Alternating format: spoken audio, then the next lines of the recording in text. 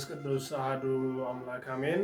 ውድ የአርማስ ሚዲያ ቤተሰቦቻችን ሰላም እግዚአብሔር በያላችሁበት ጽንፈ ምድር ከእናንተ ጋር ይሁን። እንደምን አላችሁ? አሜን። ልዑለ ባሕርይ አምላካችን እግዚአብሔር ስሙ ዛሬም ዘወትርም የተከበረና የተመሰገነ ይሁንልን። በዛሬው የትምህርት መርሃ ግብራችን የምንማማረው ጾመ ሐዋርያት በሚል ርዕሰ ጉዳይ ይሆናል። ኦርቶዶክሳዊ ተዋሕዶ ቅድስት ቤተክርስቲያናችን ለእኛ ለክርስቲያኖች ለልጆቿ በስርዓት ሰርታና ወስና ከምታስተምራቸው አጽዋማት መካከል አንዱ ጾመ ሐዋርያት ነውና እሱን ጾም ደግሞ መጾም ስለጀመረን እርሱን አስመልክቶ የምንማማር ይሆናል። ለቤቱ አዲስ ከሆናችሁ ሰብስክራይብ በማድረግ ብዙዎች ደግሞ አብረውን እንዲማሩ አብረውን ይህንን መንፈሳዊ ማዕድ እንዲጋሩ የምትፈልጓቸው ካለ ደግሞ ሼር በማድረግ እንዲደርሳቸው በማድረግ ሀሳብና አስተያየት ካላችሁ ደግሞ ኮሜንት ስር በመጻፍ ይህን ቪዲዮ እንድትመለከቱ በትህትና እጠይቃለሁ። የኦርቶዶክሳዊ ተዋሕዶ ቤተክርስቲያናችን የስርዓት መጽሐፍ በሆነው በፍትሐ ነገሥት ላይ ከተሰሩት ስርዓቶች መካከል አንደኛው የአጽዋማት ስርዓት ነው። አጽዋማትን በተመለከተ ለምን እንጾማለን፣ እነማንን እንጾማለን፣ እንዴት እንጾማለን የሚለውን ጉዳይ ዘርዘር አድርጎልን የምናገኘው በፍትሐ ነገሥት በአንቀጽ 15 ላይ ነው። አንቀጽ 15 ላይ ከተመዘገቡት 7 አጽዋማት መካከል ደግሞ እኛ ኦርቶዶክሳውያን እንድንጾመው የታዘዝነው አንዱ ጾም ጾመ ሐዋርያት ይባላል። እንግዲህ ይህንን ጾም መጾም ስለጀመረን ይህንን ምክንያት በማድረግ ጾመ ሐዋርያት የሚለውን ርዕሰ ጉዳይ አንስተን የስሙን ትርጓሜ ጾም ማለት ምን ማለት ነው? ጾመ ሐዋርያት ስንል ምን ማለታችን ነው? ጾመ ሐዋርያትን የምንጾመው ለምንድን ነው? ሐዋርያት የጾሙት መቼ ነው? ለምንድን ነው የጾሙት? እንዴትስ ነው መጾም ያለብን? ይህንን ጾም መጾም ያለባቸው እነማን ናቸው? መጾምስ የሌለባቸው እነማን ናቸው? የሚሉትን ነጥቦች እያነሳን የምንማማር ይሆናል። እስከ መጨረሻው ድረስ እንድትከታተሉ በእግዚአብሔር ስም እንጠይቃለን። በመጀመሪያ ጾም ማለት ምን ማለት ነው የሚለውን ቃል ትርጉሙን ስንመለከት ጾም ማለት ቃሉ የግዕዝ ቃል ነው። መነሻ ስርወ ቃሉ ደግሞ ጾመ የሚል ይሆናል። ጾመ ማለት ወደ አማርኛ ሲተረጎም ተወ፣ ተከለከለ ማለት ነው። ባጭሩ ጾም ብለን ስንናገር መተው፣ መከልከል፣ መራቅና መቆጠብ የሚል ትርጉም ይሰጠናል። በጥቅሉ ምስጢራዊ ትርጉሙ ጾም ብለን ስንናገር አጠቃላይ ስጋዊ ነገሮችን ሁሉ በመተው ስጋዊ ነገሮችን በሙሉ ባለመተግበር ወይም ደግሞ ከስጋዊ ነገሮች ሁሉ በመቆጠብና ከእነዚህ ነገሮች በመራቅ የምንጾመው ስለሆነ የምንከለከልባቸው፣ የምንቆጠብባቸው፣ የምንተዋቸው ነገሮች ስላሉ ጾሙ የምንጾመው መከልከላችን ጾም ተብሎ ይጠራል ማለት ነው። ጾም ተብሎ ሲጠራ ያው ለብዙዎቻችን ግልጽ የሚሆነው ነገር ጾም ብለን ስንናገር በፍስክ የምንበላቸውን ምግቦች እንቁላልን የመሰለ ስጋን የመሰለ አጠቃላይ የጥሉላት ምግቦች የሚባሉትን ነገሮች በሙሉ መተው እንደሆነ እናውቃለን። ብዙዎቻችን ይሄ ነገር አይጠፋንም። ጾም ተብሎ ሲነገር ጾም ማለት ምን የሚደረግበት እንደሆነ ለብዙዎቻችን ግልጽ ነው። ግን ጾም ተብሎ ሲጠራ መተው ሲባል ምግብን መተው ብቻ ማለት አይደለም። መጠጥን መተው ብቻ ማለት አይደለም። ስጋን እንቁላልን መተው ማለት አይደለም። ወተትን መተው ማለት ብቻ አይደለም። ጾም ሲባል ወይም ደግሞ መተው መከልከል ሲባል ለስጋችን ከምንበላቸውና ከምንጠጣቸው ባሻገር በአፋችን የምንናገረውን መጥፎ ነገር ሁሉ ከመናገር መቆጠብ ስንችል ነው ጾም እውነተኛ ጾም ተብሎ የሚጠራው ማለት ነው። አንድ ሰው ስጋን ስላልበላ፣ አንድ ሰው ወተት ስላልጠጣ፣ አንድ ሰው እንቁላል ስላልበላ ጿሚ ነው አይባልም።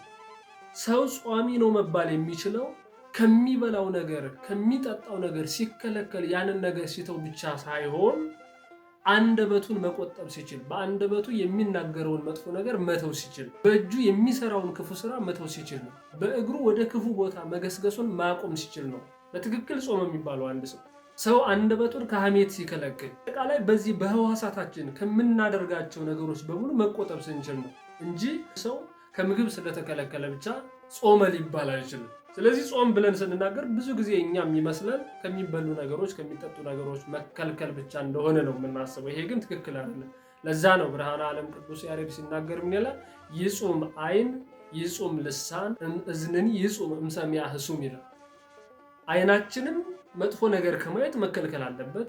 እጃችንን መጥፎ ነገር ከማድረግ መከልከል አለበት። እግራችንን ወደ ክፉ ቦታ ወደ እግዚአብሔር ቤት ሊገሰግስ የሚገባው እግራችን ወደ ኃጢአት ቦታ፣ ወደ ዝሙት፣ ወደ መጠጥ፣ ወደ ጭፈራ፣ ልዩ ልዩ ወደሆኑ ስጋዊ ነገሮች በሙሉ መገስገስ የለበትም ማለት ነው።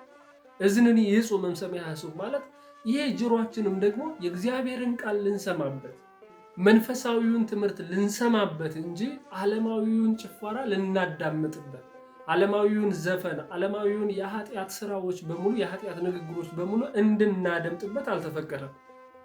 ስለዚህ ጾም ተብሎ ሲነገር ከምግብ ባሻገር አጠቃላይ ሕዋሳቶቻችን የምናዛቸው ሕዋሳቶቻችን በሙሉ ከክፉ ነገር በሙሉ እንዲርቁና ለመንፈሳዊ ስራ፣ ለመልካም ስራ፣ ለነፍሳዊ ስራ ተገዥ እንደሆኑ ማድረግ ስንችል ነው ማለት ነው። ይሄ ሲሆን ጾም በትክክል ትርጉሙ ገብቶን ዋጋ እናገኝበታለን ብለን አውቀን ጾመነዋል ማለት ነው። እንደሚታወቀው ጾምን መስራቹ አምላካችን ፈጣሪያችን መድኃኒታችን ኢየሱስ ክርስቶስ ነው። እንደ ሐዲስ ኪዳን ስንመለከት ራሱ ፈጣሪ ነው ጾምን የመሰረተልን። የማቴዎስ ወንጌል ምዕራፍ 4 ከቁጥር 2 ጀምሮ እንደምንመለከተው ጌታችን መድኃኒታችን ኢየሱስ ክርስቶስ በገዳመ ቆሮንቶስ 40 መዓልትና 40 ሌሊት ጾሟል። የክርስቶስን ጾም ከኛ ጾም ልዩ የሚያደርገው 40 ቀንና 40 ሌሊት ከቆመበት ሳይቀመጥ የዘረጋውን እግሮቹን ሳያጥፍ ምንም አይነት ምግብ ሳይበላ ምንም አይነት መጠጥ ሳይጠጣ ከነዚህ ነገሮች በሙሉ ተከልክሎ በዚህ ሁኔታ ሆኖ ነው ጌታችን መድኃኒታችን ኢየሱስ ክርስቶስ የጾሙ 40 መዓልትና 40 ሌሊት ማለት ነው። ከዛም ባሻገር መድኃኒታችን ኢየሱስ ክርስቶስ የጾመው ለራሱ የሚያገኘው ጥቅም ኑሮት አይደለም፣ ወይም ደግሞ የሚያገኘው ነገር ኑሮ የሚጨመርለት ክብር የሚያገኘው ጸጋ ኑሮት አይደለም። ጌታችን መድኃኒታችን ኢየሱስ ክርስቶስ የጾመበት ምክንያትና ዋና ዓላማ አንደኛ ለእኛ ጾምን ለማስተማር ነው። በሁለተኛ ደረጃ ደግሞ የሰው ልጅ በመጀመሪያ እግዚአብሔር የሰጠውን ክብሩን ያጣው ከእግዚአብሔር ከፈጣሪው ጋር የተጣላው በምግብ ምክንያት ነው። አዎ አዳምና ሔዋን ዕፀ በለስን በሉ። በመብላታቸው ብቻ ሳይሆን የዲያብሎስን ክፉ ምክር፣ የዲያብሎስን የሐሰት የተንኮል ንግግር በዚህ ጆሮአቸው አድምጠው የእግዚአብሔርን ቃል ሲሰሙበት በነበረው ጆሮአቸው የሰይጣንን ምክር ሰምተው ከእግዚአብሔር ጋር ተጣልተው አምላክነቱን ክደው ዕፀ በለስን በልተው ነው ክብራቸውን አጥተው ነበር። ስለዚህ ጌታችን መድኃኒታችን ኢየሱስ ክርስቶስ ይህንን ክብር ለመመለስ አንዱ መሳሪያ ያደረገው ጾምን ነው። ስለዚህ ይህንን ጾም በመጾሙ የሰው ልጆችን ከማዳኑን ባሻገር እኛ እያንዳንዳችን ይህንን ጾም በመጾማችን ወይም ደግሞ ጾምን በመጾማችን ሌሎችን ማጾማት በመጾማችን የምናገኘው ክብር የምናገኘው ጸጋ ከእግዚአብሔር የሚገኝ በረከት እንዳለ ለማስረዳት አርአያ ሆኖ ምሳሌ ሆኖ ጾምን መስርቶልናል ማለት ነው። ስለዚህ የጾም መስራት ራሱ ፈጣሪያችን መድኃኒታችን ኢየሱስ ክርስቶስ እንደሆነ መረዳት ይጠበቅብናል። አጠቃላይ በሐዲስ ኪዳን ለተሰሩት አጾማት በቤተክርስቲያናችን በቀኖና ለተሰሩት አጾማት በሙሉ መሰረቱ የጌታችን የመድኃኒታችን ኢየሱስ ክርስቶስ ጾም እንደሆነ መረዳት ይጠበቅብናል ማለት ነው። ዛሬው ጾማችን ስንመጣ ይህ ጾም ጾመ ሐዋርያት ይባላል። የጾምን ትርጉም ተመልክተናል። በሁለተኛ ደረጃ ሐዋርያት የሚል ቃል ነው ያለው። እንግዲህ ሐዋርያት ማለት ይህም የግዕዝ ቃል ነው።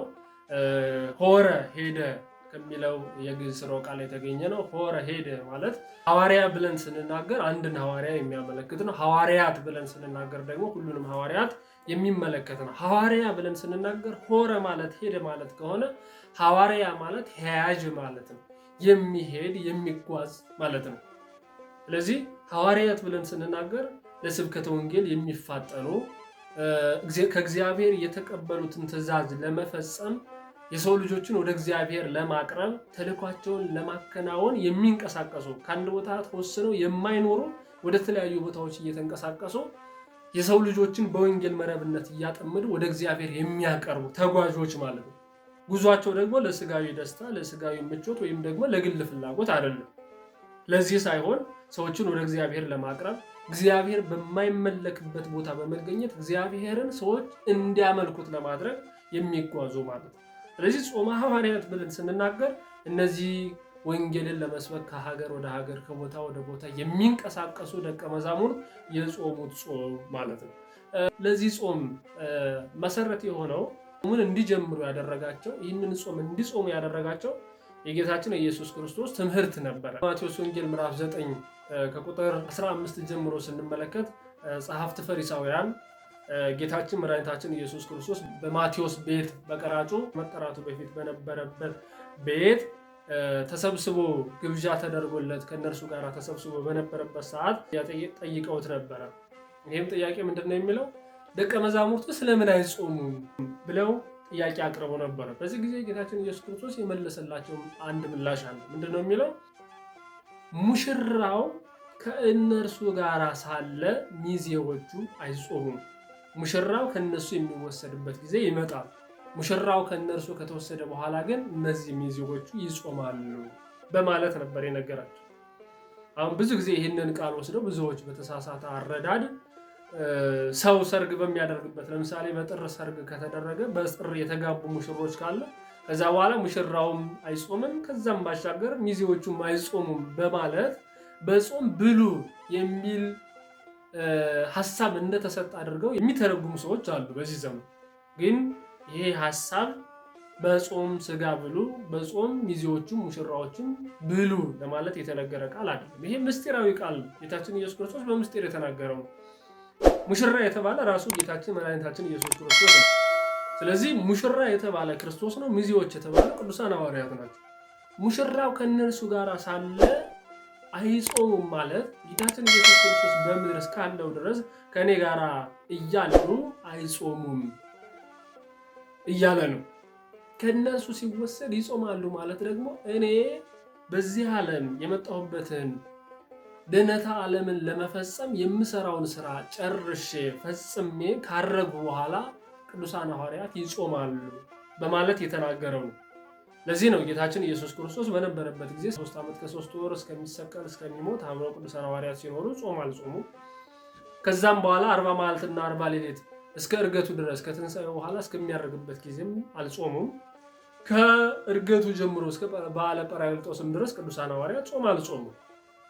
እስከዚህ ድረስ ሲጀመር ቅዱሳን ሐዋርያት በፍርሃት ውስጥ የነበሩ ለወንጌል ራሳቸውን አሳልፈው ለመስጠት የሚፈሩ የሚደነግጡ የሚሸበሩ ክርስቶስ ጋር በመታየታቸው በክርስቶስ ላይ የደረሰ ይደርስብናል በሚል የሚደነግጡ ነው የነበሩ። ለዚህም አንዱ ማሳያ ጌታችን ኢየሱስ ክርስቶስ በትንሣኤው ዕለት በሚነሳበት ጊዜ ቅዱሳን ሐዋርያትን ያገኛቸው ቤታቸውን ግጥም አድርገው ዘግተው ነው የነበሩ። መስኮት የለ፣ ቤት በር የለ፣ ሁሉንም ግጥም አድርገው ዘግተው በዚህ በተዘጋ ቤት ገብቶ ነው ጌታችን መድኃኒታችን ኢየሱስ ክርስቶስ ሰላም ለእናንተ ይሁን ያሏቸው። ይሄ ደግሞ ምክንያቱ ምንድን ነው? ለምንድን ነው እንደዚህ ያደረጉት ስንል ቅዱሳን ሐዋርያት በፍርሃት ውስጥ ስለነበሩ። ስለዚህ ለወንጌል መስዋዕትነት ለመክፈል አጠቃላይ ራሳቸውን ለመከራ ዝግጁ አድርጎ ለመንቀሳቀስ ቅዱሳን ሐዋርያት ዝግጁ አልነበሩ። ስለዚህ በዚህ ውስጥ ሆነው ቅዱሳን ሐዋርያት ሊጾሙ አይችሉም።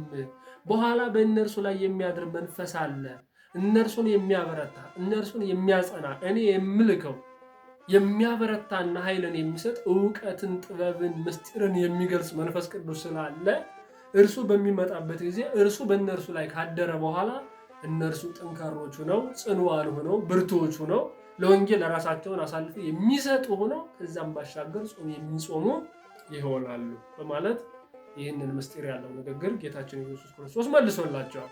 የዚህ አንዱ ማሳያ ደግሞ በበዓለ ጰራቅሊጦስ ዕለት ጌታችን ኢየሱስ ክርስቶስ መንፈስ ቅዱስን በሚልክላቸው መንፈስ ቅዱስ በቅዱሳን ሐዋርያት ላይ መጥቶ በሚያድርበት ጊዜ በእነርሱ ላይ ጸጋ መንፈስ ቅዱስ ሲያድርባቸው ምስጢር ሲገለጽላቸው ጥበብ ሲገለጽላቸው ከነበራቸው ቋንቋ ላይ እንደ ጸጋቸው ከ71 ጀምሮ እስከ 15 ድረስ ይላሉ አባቶቻችን እንደ ጸጋቸው እንደ ቅድስናቸው ልዩ ልዩ ቋንቋዎች ሲገለጡላቸው በዛን ሰዓት ፋሲካን ለማክበር በመላው ዓለም ተሰብስበው የነበሩት ሰዎች ሁሉ እስከሚደነቁ ድረስ በጥብዓት ሆነው ያለምንም ፍርሃት ያለምንም መንቀጥቀጥ በድፍረት ወንጌልን መስበክ ጀምረዋል።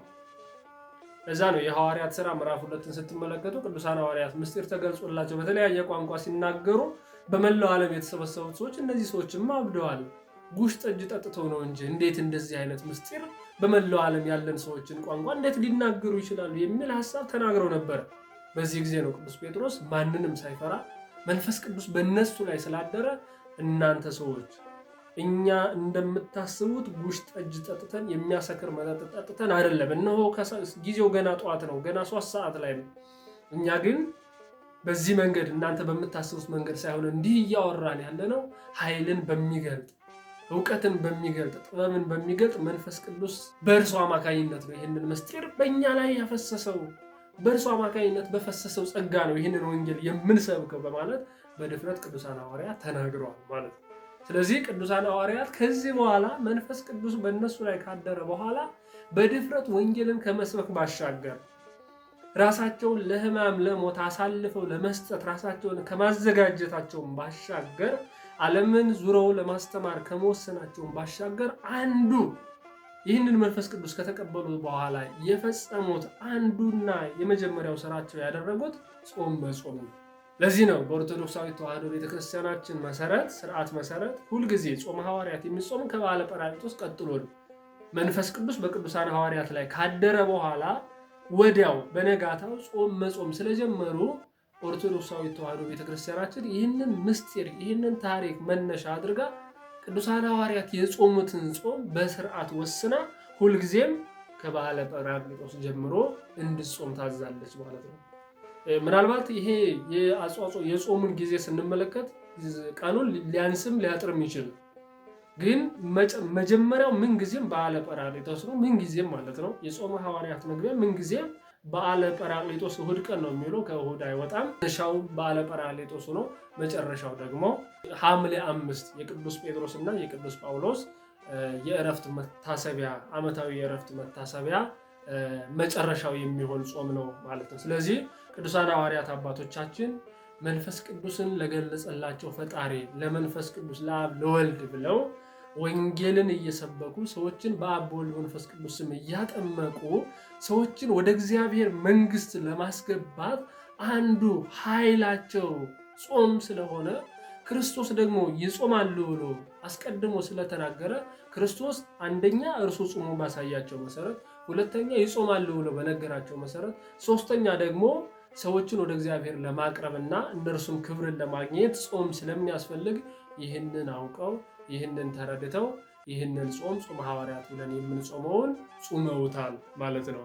ቤተክርስቲያናችንም ይሄ በእግዚአብሔር ትእዛዝ የመጣ ጾም፣ በእግዚአብሔር አርአያነት በእግዚአብሔር ምሳሌነት የተጀመረ ጾም ቅዱሳን ሐዋርያት አባቶቻችን የኛ አባቶች የሆኑ አባቶቻችን ሐዋርያትም የጾሙት ጾም ስለሆነ እነርሱ ያገኙትን ክብር እናገኛለን በማለት ቤተክርስቲያናችን በስርዓት ሰርታ እኛ ልጆቿ እንድንጾመው ታደርጋለች ማለት ነው። እንግዲህ በቀጣዩ ክፍል ደግሞ የጾም ጥቅም ምንድን ነው፣ በዚህ ጾም ሊጾም የሚገባቸው እና የማይገባቸው እነማን ናቸው የሚሉትንና ሌሎች የተለያዩ ነጥቦችን አንስተን በቀጣዩ ክፍል የምንገናኝ ይሆናል። ለዚህ ለአርማስ ሚዲያ አዲስ ከሆናችሁ ሰብስክራይብ በማድረግ ሀሳብ አስተያየት ካላችሁ ደግሞ ኮሜንት ስር በመጻፍ ለብዙዎች ተደራሽ እንዲሆን ደግሞ ሼር በማድረግ እንድትከታተሉ በአክብሮት ተጠይቃለሁ። ስብሐት ለእግዚአብሔር። ይቆየ